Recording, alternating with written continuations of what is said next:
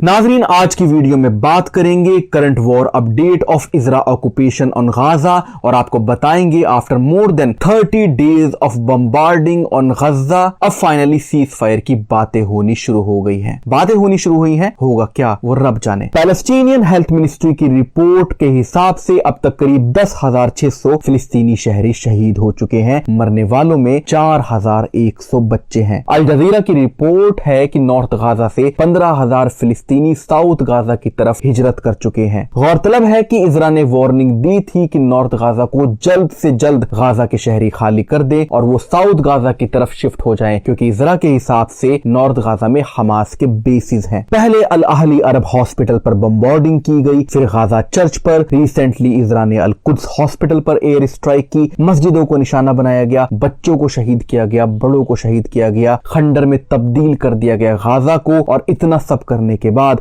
इस वॉर में इजरा के सिर्फ 35 सोल्जर मरे हैं। जियो पॉलिटिक्स अपडेट की बात करेंगे। जियो पॉलिटिक्स मीन इस कॉन्फ्लिक्ट को लेकर आसपास के नेशंस का इन्वॉल्वमेंट क्या है, नेबर कंट्रीज का स्टैंड पॉइंट और पॉइंट ऑफ व्यू क्या है, या फिर वो नेशन जो नेबर कंट्री तो नहीं लेकिन कॉन्फ्लिक्ट में अपने किसी भी मफादात को लेकर इन्वॉल्व है। G7 कंट्रीज ने ईरान को वार्निंग दी है कि वो अपने किसी भी कदम से मिडिल ईस्ट रीजन को डीस्टेबलाइज न करे। जाहिर है कि ईरान ही मिडिल ईस्ट में एक ऐसा तनहा कंट्री है जो वार्निंग वगैरह इजरा को और यूएसए को देता रहता है और फिर न्यूज के अंदर बढ़ा चढ़ाकर इसको प्रेजेंट किया जाता है। G7 कंट्रीज ने कंबाइंड वार्निंग दी है ईरान को कि मिडिल ईस्ट में डीस्टेबलाइजेशन ना करे। G7 7 मुमालिक का एक ग्रुप है। G7 में Canada, Germany, Italy, Japan, UK और यूएसए आते हैं। G7 की फॉरेन मिनिस्ट्री ने जॉइंट स्टेटमेंट रिलीज किया। बाकी मुस्लिम मुमालिक का स्टैंड पॉइंट वही है जैसा मैं आपको अपनी वीडियोस में बताता आ रहा हूं। तुर्की ने मीडिएशन के लिए प्रपोज किया है। तुर्की का स्टैंड पॉइंट वही है जो शुरू से उन्होंने रखा है कि गाजा के अंदर तबाही नहीं होनी चाहिए और इजरा को ऑक्यूपेशन नहीं करना चाहिए और वो मीडिएशन के लिए रेडी हैं। ताजा जानकारी के हिसाब से मिस्र के प्रेसिडेंट अल सीसी ने इजिप्ट के बॉर्डर पर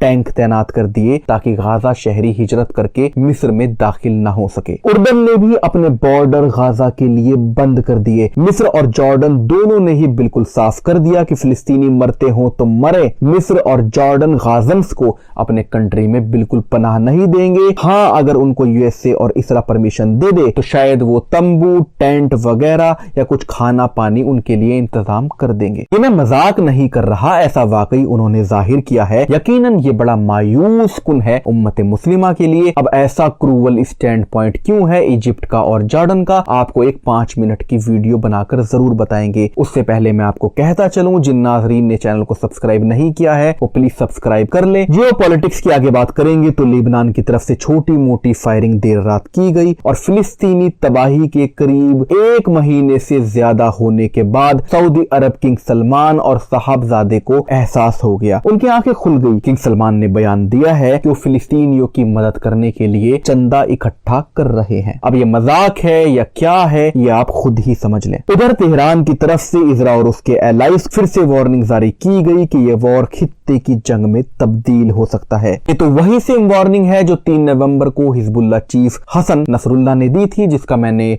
अपनी लास्ट वीडियो के अंदर जिक्र किया। अब बात करेंगे उस बिग डेवलपमेंट की जिसके ऊपर मैंने इस वीडियो को टाइटल रखा, who will rule Gaza after war. जो नई अपडेट आई है वो बड़ी चौंकाने वाली है। US secretary of state Antony Blinken ने कहा है कि इजरा गाजा के ऊपर कब्जा नहीं कर सकता, जो बड़ा चौंकाने वाला है क्योंकि इस कॉन्फ्लिक्ट के स्टार्टिंग से ही 6 अक्टूबर से शुरुआत से ही अमेरिका का रुख फिलिस्तीन के लिए बड़ा नेगेटिव है। इधर इजरा ने बम्बार्डिंग स्टार्ट की थी शुरुआत में और यूएसए ने खुल्लम खुल्ला इजरा को सपोर्ट किया, यहां तक कि जो बाइडन ने इजरा को विजिट भी किया, यहां तक कि अपोजिशन डोनाल्ड ट्रंप ने भी खुल्लम खुल्ला कहा कि वो इजरा के साथ हैं और जो बाइडन ने मेडिटेरियन सी के अंदर अपने वॉर प्लेन भी तैनात कर दिए। लेकिन अब जो बयान यूएस सेक्रेटरी का आया है वो बड़ा चौंकाने वाला है। उन्होंने कहा Israel can't run Gaza in the long term. He added there may be a transition period following the end of conflict. When it comes to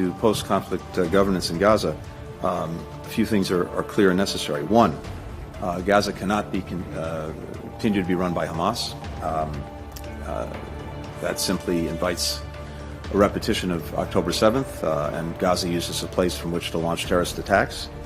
It's also clear that Israel cannot occupy Gaza. आम तौर पर diplomat इतने सीधे अल्फाज में बात करते नहीं है। मैं तो सच में चौंक गया जब मैंने एंटोनी ब्लिंकन को ये कहते हुए सुना, Gaza can't be run by Hamas and Israel can not occupy Gaza. यानी आसान अल्फाज में कहूं तो उन्होंने कहा कि ना तो हमास गाजा पर राज करेगा और ना ही इजरा गाजा पर कब्जा करेगा। इससे कोई ये मतलब ना निकाले कि इजरा का गाजा पर कब्जा करने का कोई प्लान नहीं है। इनका दरअसल क्या प्लान है ये तो खालिक ही जाने। अभी के लिए यूएसए सेक्रेटरी का ये बयान बड़ा हैरान कुन है, क्योंकि ये बिन्यामीन के उस बयान के बिल्कुल खिलाफ है जिस बयान में बिन्यामीन ने कहा कि वो वॉर के बाद गाजा के ऊपर लॉ एंड ऑर्डर को देखेंगे, यानी गाजा पर राज करेंगे। All of us want to end this conflict as soon as possible, and meanwhile, to minimize civilian suffering.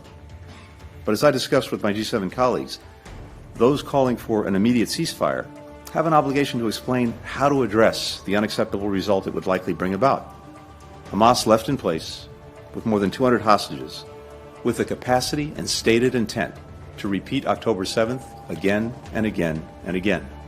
आसान अल्फाज में बयान करूं तो एंटोनी ब्लिंकन ने कहा कि हमास ने 200 इजरा शहरियों को हॉस्टेजेस बना लिया और अगर हमास को न रोका गया तो आगे भी ऐसा ही करता रहेगा। इसीलिए हमास को तो नहीं छोड़ा जा सकता, लेकिन गाजा के शहरियों के लिए उन्होंने पीस पीस पीस का बयान दिया। उन्होंने कहा कि हम सब इस कोशिशों में लगे हैं कि गाजा के सिविलियन को कोई नुकसान न पहुंचे। मेरे देखे तो ये हमेशा पीस पीस पीस करते रहेंगे, चिल्लाते रहेंगे और मुस्लिम नेशन को कब्रिस्तान बनाते रहेंगे। हर बार किसी भी मुस्लिम नेशन को कब्रिस्तान बनाने से पहले एक जवाब बना देते हैं। इराक में इनको वेपन ऑफ मास डिस्ट्रक्शन नहीं मिले और इराक तबाह हो गया। गाजा में इनको हमास नहीं मिलेगा और गाजा तबाह कर दिया जाएगा। अफगानिस्तान को तबाह करने से पहले 9/11 को जवाब बनाया गया और लीबिया और सीरिया में सिविल वॉर करा दिया गया। ये तो शैतान का धंधा है, वो अपना धंधा करता रहेगा। हमारे लिए, उम्मत के लिए अजीब बात यह है कि हमें इनके बारे में बात करनी पड़ रही है। उम्मत की मजबूरी ये है कि हमें ये बताना पड़ेगा, जरा बम्बार्डिंग करेगा